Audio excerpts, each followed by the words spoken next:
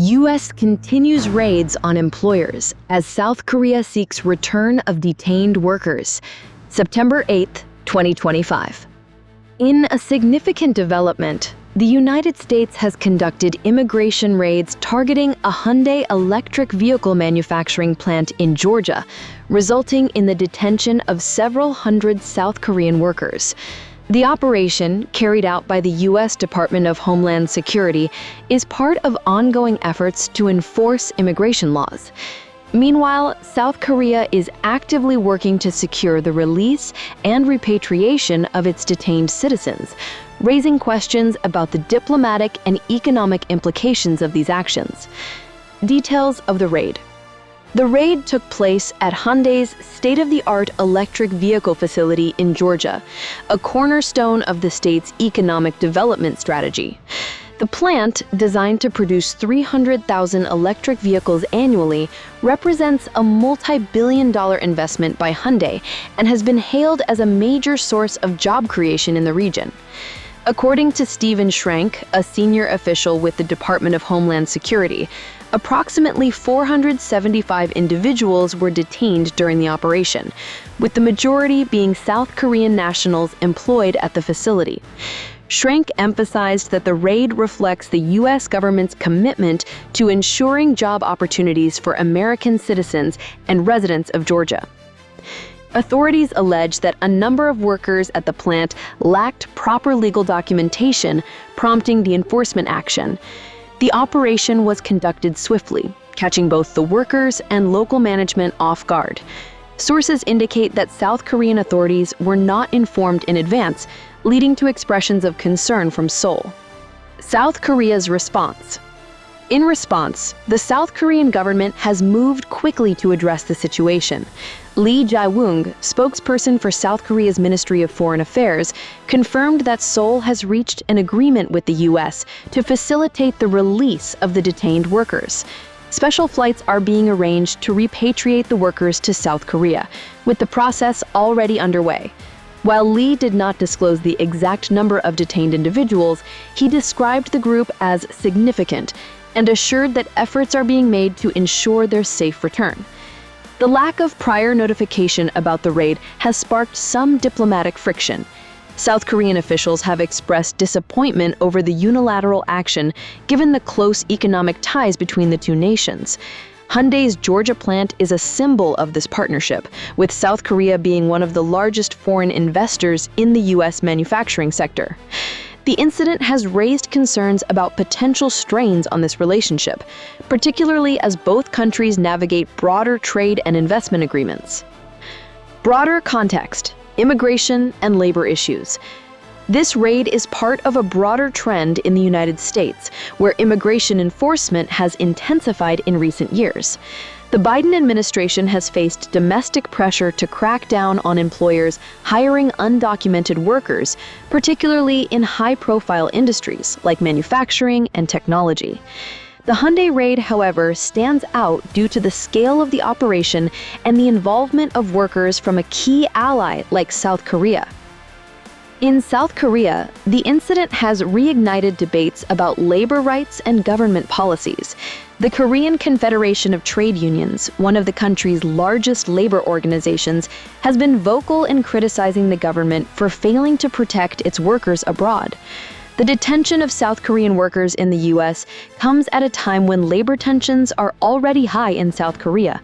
Last month, KCTU President Young Kyung-soo was arrested, sparking widespread protests and general strikes demanding better labor protections and the release of union leaders.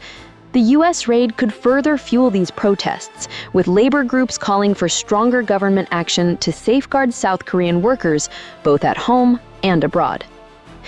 Economic and diplomatic implications. The raid has sparked discussions about its potential impact on U.S.-South Korea relations and Hyundai's operations in the U.S. The Georgia plant is a flagship project, supported by significant state incentives and expected to create thousands of jobs. Any disruption to its operations could have ripple effects on the local economy and Hyundai's global production strategy. Critics argue that such raids risk deterring foreign investment by creating uncertainty for international companies operating in the U.S. On the other hand, supporters of the U.S. immigration policy argue that enforcing legal work requirements is essential to protect American workers and ensure fair labor practices. The debate reflects broader tensions over immigration policy in the U.S., particularly as the country approaches the 2026 midterm elections. In South Korea, the incident has drawn attention to the challenges faced by migrant workers. Many of the detained workers were reportedly on temporary visas or working under specific labor agreements tied to Hyundai's investment. The lack of clarity around their legal status has raised questions about the oversight of such programs and the responsibilities of multinational corporations in ensuring compliance with immigration laws. Expert analysis. To understand the broader implications, political analyst Dr. James Park, an expert on U.S.-South Korea relations, offers insight. This raid highlights the delicate balance between immigration enforcement and international partnerships. The U.S. is under pressure to demonstrate tough action on undocumented labor, but targeting workers from a close ally like South Korea risks diplomatic fallout.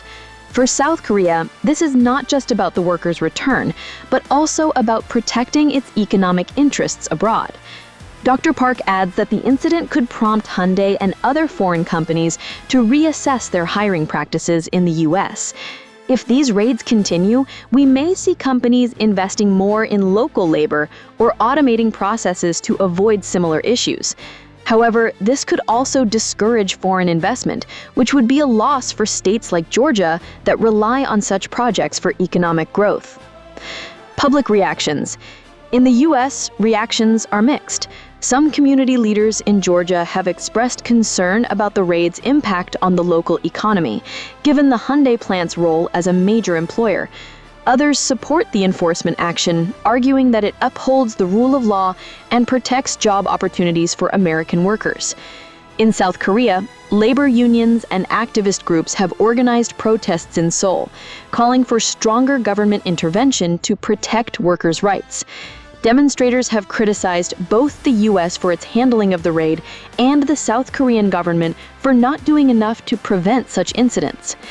The issue has also sparked discussions about the treatment of South Korean workers abroad and the need for better bilateral agreements to protect them.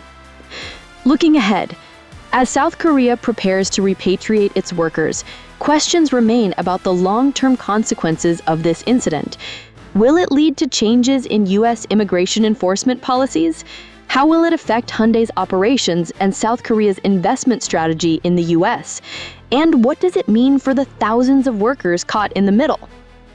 For now, both nations are focused on resolving the immediate crisis.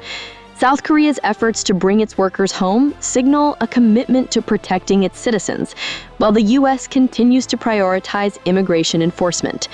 The incident underscores the complexities of globalization, where economic partnerships, labor mobility, and immigration policies intersect.